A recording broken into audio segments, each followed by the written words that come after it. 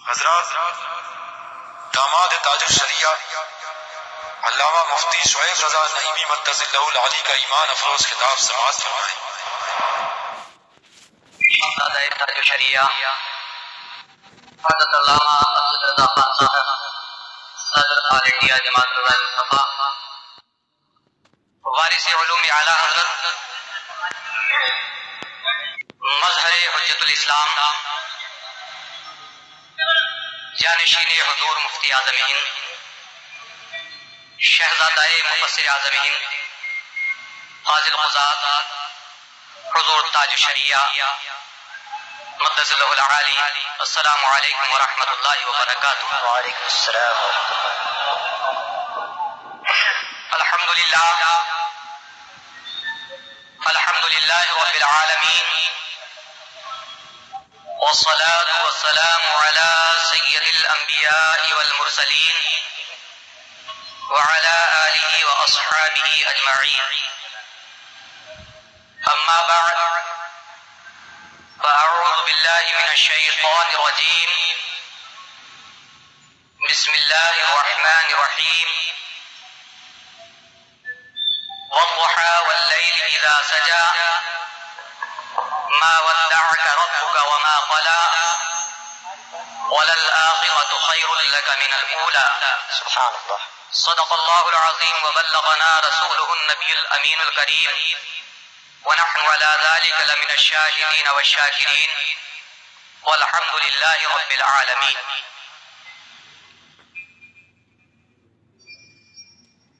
آئیے جشن عید میلاد النبی کے موقع پر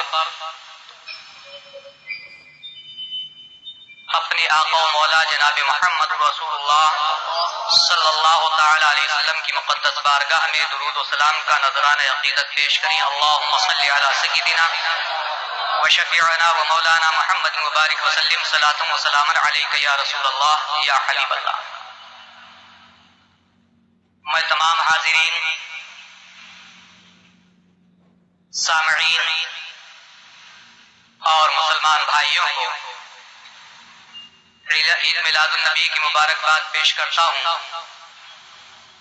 اور آج کا اجلاس بڑا بابرکت اور بہت ہی فیض بخش ہے۔ کئی نسبتیں جشن عید میلاد النبی اور ایک نسبت اور شاید آپ کے ذہن میں ہو،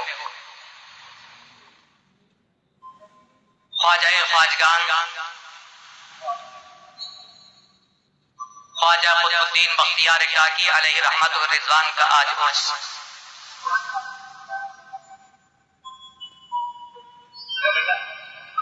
اور اعلیٰ حضرت کی کرامت حجت الاسلام کا جمال، مفتی اعظم ہند کا فیض، اور حضور مفسر اعظم ہند کی برکت سراپا برکت بن کر آپ پر سایہ فکن ہے۔ حضور تاج الشریعہ کی ذات بابرکت، سبحان اللہ سبحان اللہ۔ اور یہ صرف آپ ہی کے لیے نہیں بلکہ ہندوستان کی سرزمین سے باہر نکل کر بھی آپ دیکھیں گے اعلیٰ حضرت کے مسلک کا جو مسلک اہل سنت و جماعت کا دوسرا پہچان کے لیے نام ہے، اس کی صحیح ترجمانی ہندوستان کی سرزمین سے نکل کر صحیح معنوں میں اگر کوئی شخصیت کر رہی ہے تو اس کا نام ہے حضور تاج الشریعہ۔ اور کہنے والے نے تو یہ کہا تھا، رخ اختر رضا پہ روشنی معلوم ہوتی ہے،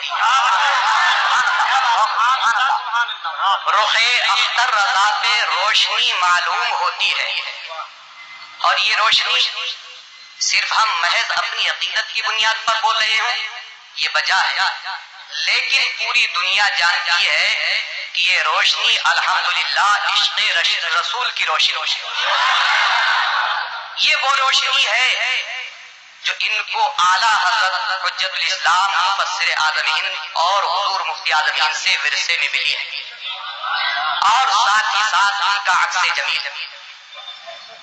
شہزادہ تاج الشریعہ حضرت علامہ اسد رضا خان صاحب، رخ اختر رضا پہ روشنی معلوم ہوتی ہے،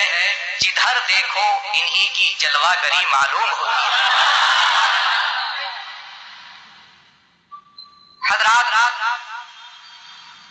سیرت نبویہ صلی اللہ تعالی علیہ وسلم پر آپ نے تقریر سنی،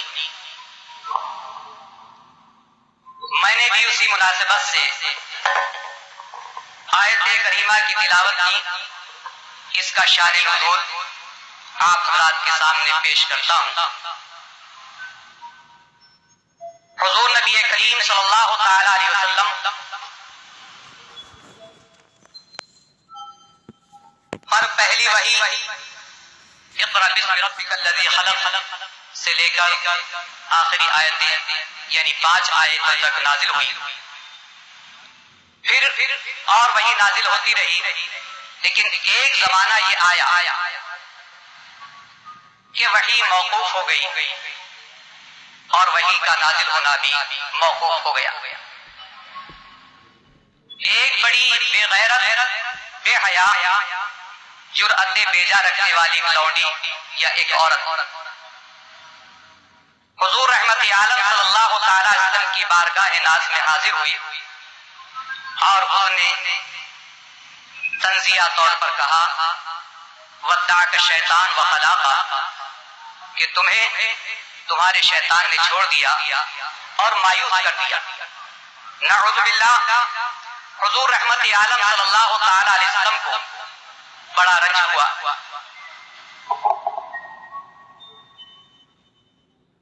اور آپ اس کا یہ جواب سن کر، اس کی یہ بات سن کر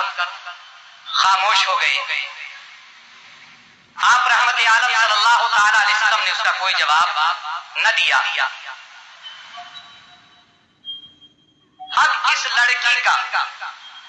یا اس عورت کا رد کرنا بہت ضروری تھا۔ اس لڑکی کا یا اس عورت کا جس نے یہ بات کہی تھی، رد کرنا بہت ضروری تھا۔ تو کون رد فرمائے؟ تو اس موقع پر یہ آیت کریمہ، بلکہ قرآن کریم میں یک بار کی جو سورہ کریمہ نازل ہوئی وہ یہی سورہ والضحیٰ ہے۔ اللہ تبارک و تعالیٰ نے اس لونڈی کا یا اس عورت کا رد خود فرمایا اور اپنے حبیب کی شان یہ بیان فرمائی والضحیٰ واللیل اذا سجا ما ودعک ربک وما قلی۔ تو یہیں سے یہ مزاج مل گیا اور یہ پتہ چل گیا کہ گستاخ رسول کوئی گستاخی کرے تو اب سنت الہیہ کو سامنے رکھ کر اس کا رد کرنا ضروری ہے۔ قرآن پاک نے اس کا رد فرمایا، اس سے اتحاد کی بات نہ کی گئی کہ ہاں یہ مان جائے اس سے اتحاد کر لیں، نہیں، قرآن پاک نے رب العالمین نے اس کا رد فرما دیا۔ تو یہیں سے یہ اصل ملتی ہے رد کرنے کی کہ گستاخ رسول شان مصطفیٰ میں اگر گستاخی کرتا ہے تو اس کا رد کرنا یہ انسانی طریقہ نہیں بلکہ سنت الہیہ ہے۔ اب اس سنت الہیہ کے برخلاف کوئی چلے، کوئی اپنا طریقہ اپنائے، تو میرا یہ ماننا ہے اور یہ علماء کرام تصدیق فرمائیں گے کہ جو قرآن پر اور جن پر یہ قرآن نازل ہوا سچی پکی محبت رکھتا ہے تو گستاخ رسول سے کبھی بھی کسی قیمت پر بھی وہ اتحاد کی بات نہیں کرے گا۔ اور محبت میں اگر اس کی کمی آ گئی، دل میں وسوسے انگڑائیاں لے رہے ہیں. آپ جانتے ہیں کہ دل کی بات زبان پر آ ہی جاتی ہے. دل کی بات زبان پر آ ہی جاتی ہے. جس کے دل میں جو ہوتا ہے وہ زبان پر آ ہی جاتا ہے. اعلیٰ حضرت عظیم البرکت حضرت صدر الافاضل حضرت صدر الشریعہ حضرت حجت الاسلام حضرت مفتی اعظم ہند حضرت پیر شاہ جماعت علی وغیرہ، ان حضرات نے اپنی پوری زندگی اسلام کی خدمت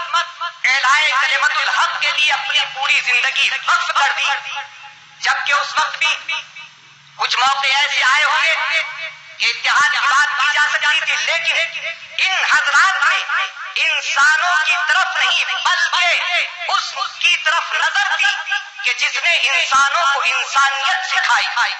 جس نے انسانوں کو ادب سکھایا، جس نے انسانوں کا سر بارگاہ خداوندی میں جھکایا، لیکن ان لوگوں نے کبھی اتحاد کی بات نہ کی. یہی فرمایا کہ جو مصطفیٰ کا ہے وہ ہمارا ہے، جو مصطفیٰ کا ہے وہ ہمارا ہے، اور جو مصطفیٰ صلی اللہ علیہ وسلم کا نہیں وہ ہمارا نہیں. نہ اس سے اتحاد ہو سکتا ہے، نہ اس سے اتفاق ہو سکتا ہے. یہ نعرہ کسی کا ہو کہ ان سے اتحاد ہوگا، ان سے اتحاد ہوگا، ان سے ملاپ ہوگا، کرتے رہے. لیکن کیا سنیوں نے آج یہ دیکھا، آج تک کوئی نتیجہ نکل کر آیا کہ بد مذہبوں سے اتحاد کرنے میں کیا کسی نے دیکھا کہ کوئی سنی بنا؟ ہاں اتنا تو ہوا کہ لوگوں نے یہ دیکھا کہ یہ جبہ و دستار والا، یہ شیروانی والا، یہ ٹوپی لگانے والا آج بد مذہبوں کے ساتھ بیٹھ رہا ہے، لہٰذا ہم بھی ان کے ساتھ بیٹھنا شروع کریں گے. اسی وجہ سے سنیت میں خلفشار پیدا ہوتا چلا جا رہا ہے.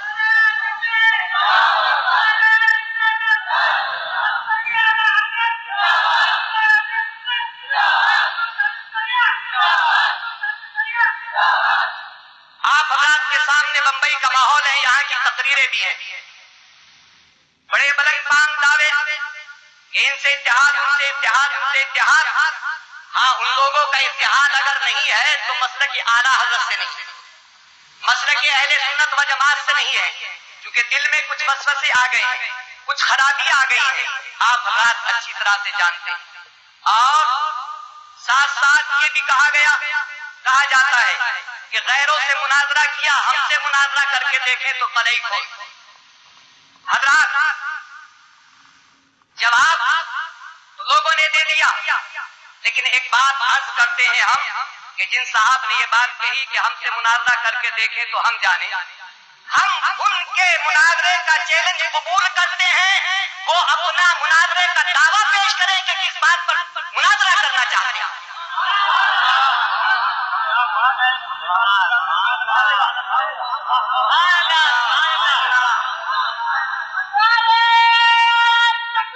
مناظرے کا چیلنج قبول ہے، دعوی مناظرہ پیش کریں، شرائط سامنے رکھیں اور کس سے مناظرہ کرنا چاہتے ہیں، نام بتا دیں، شرائط مناظرہ بتا دیں اور سامنے آ جائیں. کہہ دینا آسان ہے، کرنا بڑا مشکل ہے. لیکن ہمارا یہ دعویٰ ہے کہ قرآن اور حدیث نے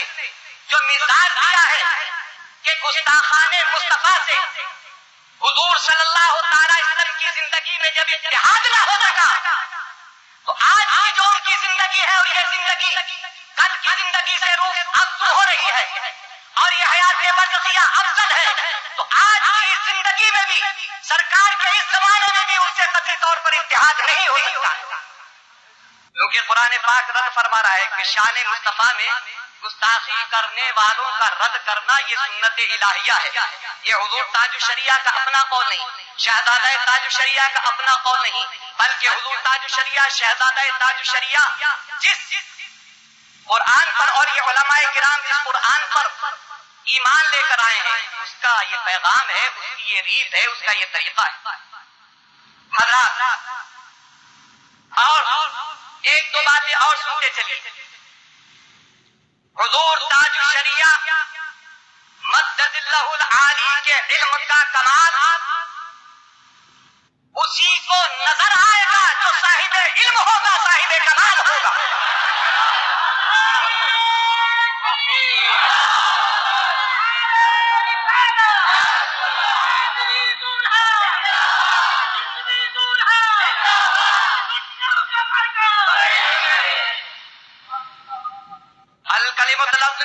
جمع معنی مفرد کی ترکیب نہ جانے اور حضور تاج الشریعہ کی طرف اشارہ کنایا کریں تو میں نے بس ایک بات عرض کر دی، مجھ سے نہیں بلکہ جو ملک عرب سے یہ بیٹھے ہیں سید شوکت علی صاحب، یہ وہیں رہتے ہیں جدہ میں، سید صاحب ذرا کھڑے ہو کر زیارت کرا دیجیے اور ان کو بتا دیجیے کہ حضور تاج الشریعہ کا علمی پایا اور علمی مقام علماء مکہ علماء جدہ نے مان لیا ہے، جہاں سے اسلام پھیلا ہے حضور تاج الشریعہ کی عظمت کو انہوں نے مسلم کر دیا ہے۔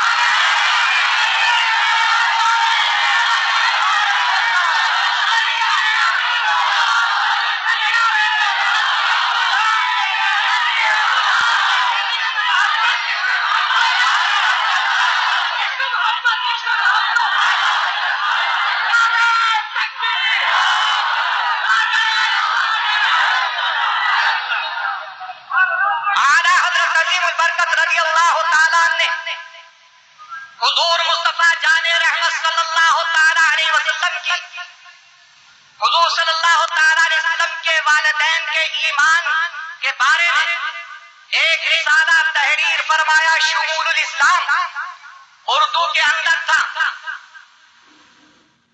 یہ متفقہ فیصلہ ہے کہ حضور سرور کون و مکان صلی اللہ تعالیٰ علیہ وسلم کے والد اور والدہ دونوں کے دونوں صاحب ایمان اور میرے آقا کریم صلی اللہ تعالیٰ علیہ وسلم نے حجۃ الوداع کے موقع پر اپنی والدہ کی قبر پر حاضری دی اور قبر انور سے زندہ فرما کر ان کو اپنا کلمہ پڑھوا دیا، لا الہ الا اللہ محمد رسول اللہ۔ تو یہاں پر سرور کائنات صلی اللہ علیہ وسلم کا یہ معجزہ کہ مردوں کو زندہ فرما دیتے ہیں اور اپنی والدہ کے ساتھ اتنی شفقت اور اتنی رحمت کہ اپنی والدہ سے کلمہ پڑھوا لیا۔ ایک نقطہ اور ملاحظہ فرمائیے جو اعلیٰ حضرت عظیم البرکت نے ارشاد فرمایا، سوال یہ ہوتا ہے کہ حضور رحمت عالم صلی اللہ تعالی علیہ وسلم صاحب معجزہ صاحب قدرت صاحب اختیار، تو آپ نے اپنی والدہ کو ہجرت کرتے وقت کیوں نہ مسلمان کر لیا، کیوں نہ زندہ کر دیا اور اسے کیوں نہ کلمہ پڑھوا لیا؟ یا اور دوسرے موقع سے اعلیٰ حضرت عظیم البرکت رضی اللہ تعالیٰ نے جو جواب ارشاد فرمایا، میں آپ حضرات کے سامنے عرض کر رہا ہوں اور جو بات کہنا چاہتا ہوں اس کو پھر بعد میں عرض کرتا ہوں۔ اعلیٰ حضرت عظیم البرکت ارشاد فرماتے ہیں، میں اپنے الفاظ میں بیان کر رہا ہوں کہ اگر قرآن کی تکمیل سے پہلے پورا قرآن نازل ہونے سے پہلے اگر مصطفیٰ جان رحمت اپنی والدہ سے کلمہ پڑھواتے، یعنی اے محمد رسول اللہ میں آپ پر ایمان لائی اور آپ کے اوپر جو قرآن نازل ہوا میں اس پر ایمان لائی، تو یہاں پر یہ سوال باقی رہ جاتا کہ مصطفیٰ جان رحمت کی والدہ جزو قرآن پر یا نصف قرآن پر ایمان لائی، باقی قرآن رہ جاتا ہے۔ تو اس میں حکمت یہ تھی کہ جب قرآن پورا کا پورا نازل ہو لیا تب مصطفیٰ جان رحمت اپنی والدہ کی قبر پر حاضر ہوئے، ان کو زندہ کیا اور اپنا کلمہ پڑھوا دیا۔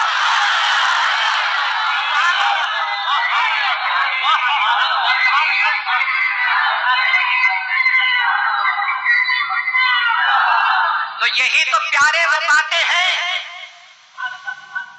کہ اعلیٰ حضرت سے محبت کی جاتی ہے،